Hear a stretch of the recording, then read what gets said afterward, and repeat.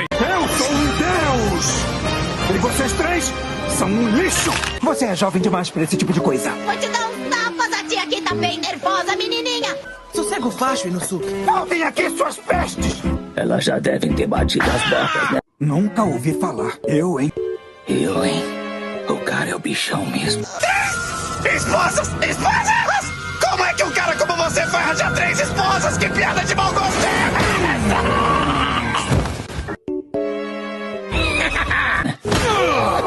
Me respeita, molecote! Aquela minhoca xixelenta se enfiou naquele buraco e fugiu! Esse cara não bate bem, não. Dá pra fechar essa matraca. Deve ser aqui! O buraco que vai até a toca do Oni! Se prepara pra morrer! Tanto faz, não te perguntei nada. Sua voz parece uma taquara rachada. Então fica quietinho aí. O gato comeu a sua língua! Fala alguma coisa!